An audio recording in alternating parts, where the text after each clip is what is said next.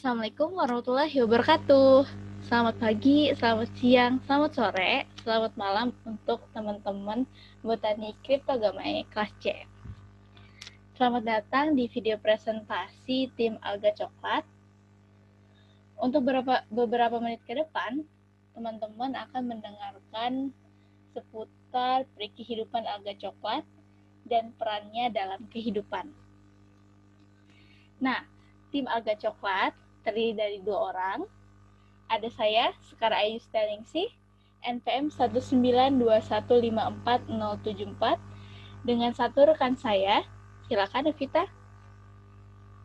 Perkenalkan, saya Novita Nurfitriandini, NPM 192154079.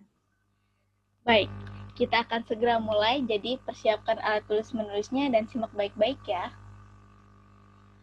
Oke, di sini ada 6 konten. Seperti yang teman-teman sudah ketahui, ada klasifikasi dan penggolongan, ada karakteristik umum dan khusus, ada siklus hidup, perincian familia dan contoh spesies, kepentingan dan manfaat untuk manusia, etnobiologi, dan ekologis, serta perkembangan penelitian terkini.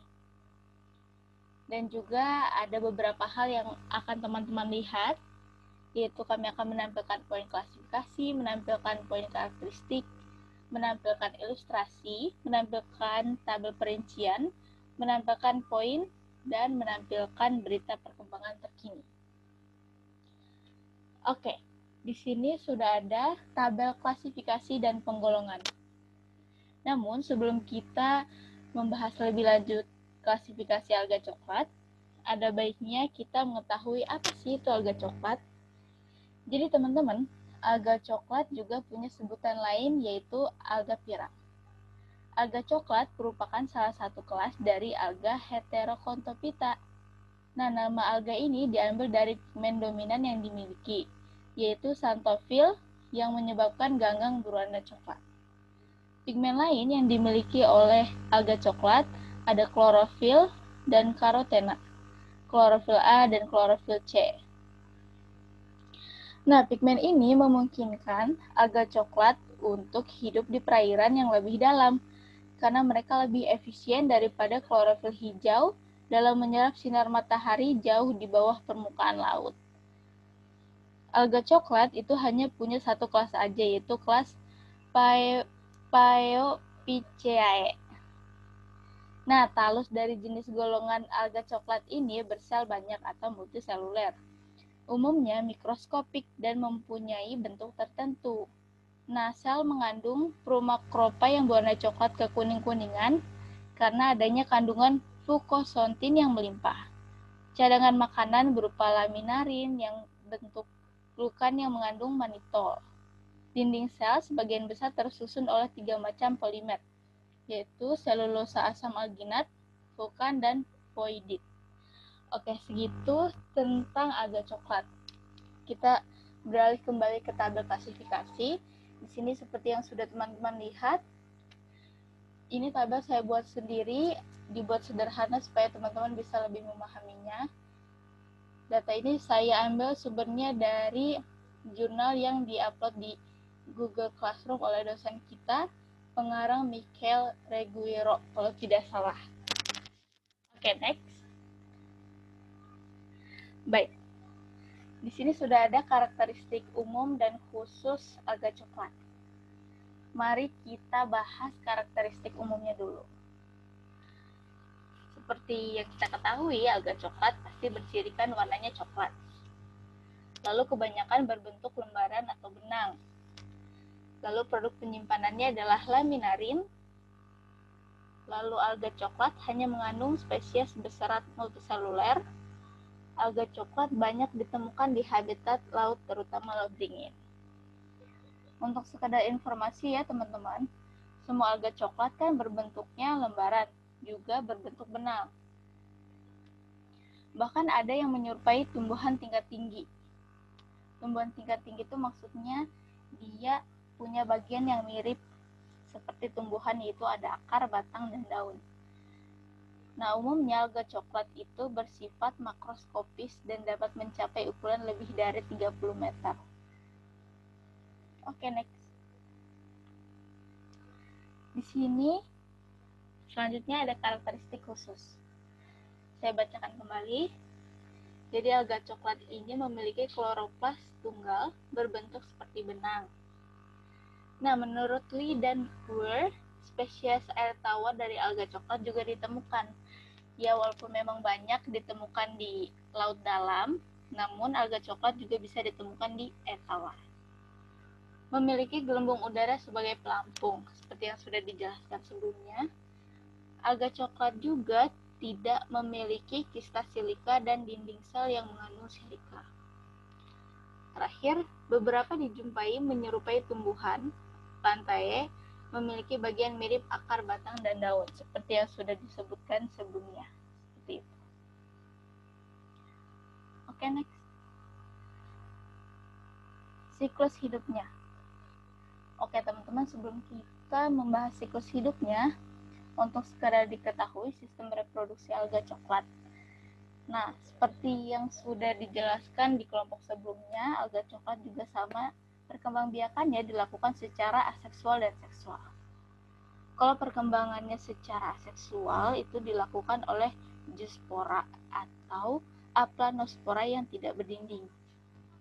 Zoospora mempunyai 2 buah flagela yang tidak sama panjang, terletak di bagian lateral.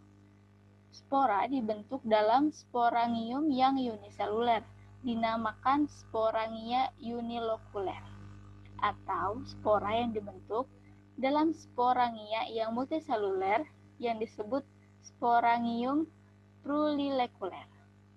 Sedangkan untuk perkembangan seksualnya dilakukan secara isogamet dan anisogamet. Ini dia ada haploid dan diploid juga. Nah, kedua tahap ini tuh biasanya disebut dengan pergantian generasi. Seperti itu. Oke. Selanjutnya ada bahasan tentang familia dan contoh spesies yang akan dijelaskan oleh rekan saya. Silakan.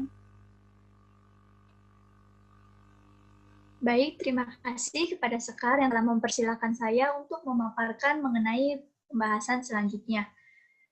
Di sini yang akan saya bahas selanjutnya yaitu mengenai perincian familia dan contoh spesiesnya. Yang pertama itu ada Ectocarpaceae, contoh spesiesnya Ectocarpus sp. Untuk gambarnya, teman-teman semua dapat lihat di sini. Ectocarpus ini banyak ditemukan di lingkungan laut daerah beriklim sedang di seluruh dunia. Kemudian, yang kedua ada Dictyotaceae, contoh spesiesnya Padina sp. Untuk gambarnya, teman-teman dapat lihat juga di PowerPoint tersebut. Dictyotaceae ini umumnya lebih menyukai perairan yang lebih hangat daripada alga coklat lainnya. Next.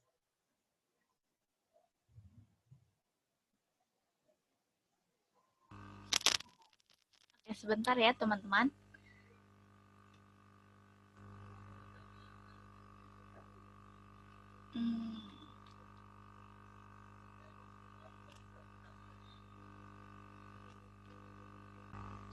Ya, selanjutnya yang ketiga ada Laminariaceae, contoh spesiesnya Laminaria sp.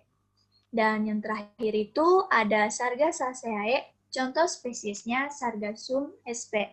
Untuk gambarnya, teman-teman bisa lihat di PowerPoint ini.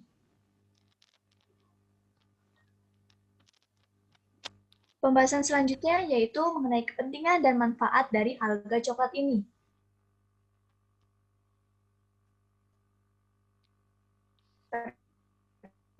Pertama, manfaat secara etnobiologi makanan bagi manusia.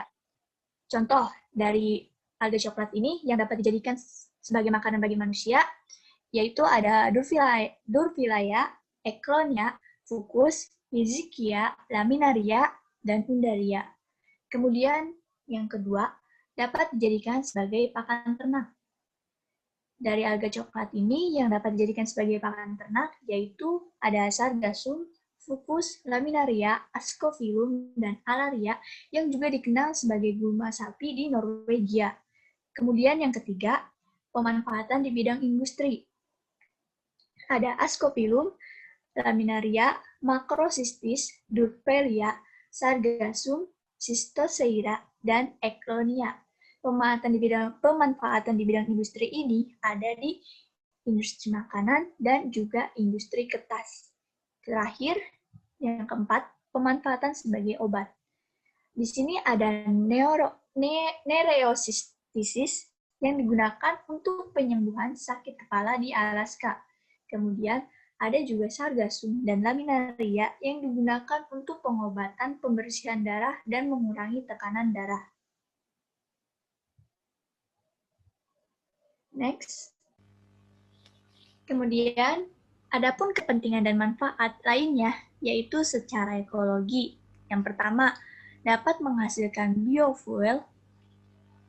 Adapun alga coklat yang dapat menghasilkan biofuel ini ada sargassum dan laminaria yang digunakan untuk produksi bioetanol. Kemudian pemanfaatan yang kedua yaitu dapat dijadikan sebagai pupuk. Ada Ascophyllum, Dictyopteris, Durvillea, Fucus, Laminaria, Macrocystis, Padina, dan Sargassum yang digunakan sebagai pupuk hayati di banyak negara pesisir. Selanjutnya yaitu pembahasan terakhir mengenai perkembangan penelitian terkini dari alga coklat ini. Cukup banyak beberapa penelitian di alga coklat hingga tahun ini. Namun kelompok kami memilih salah satu untuk dimasukkan ke dalam PowerPoint ini, yaitu mengenai pemanfaatan dari ekstrak alga coklat Sargassum polycystum sebagai antibakteri, di mana dalam penelitian ini bakteri yang dilibatkan yaitu bakteri Escherichia coli. Cukup sekian pemaparan dari saya kembalikan kepada Sekar.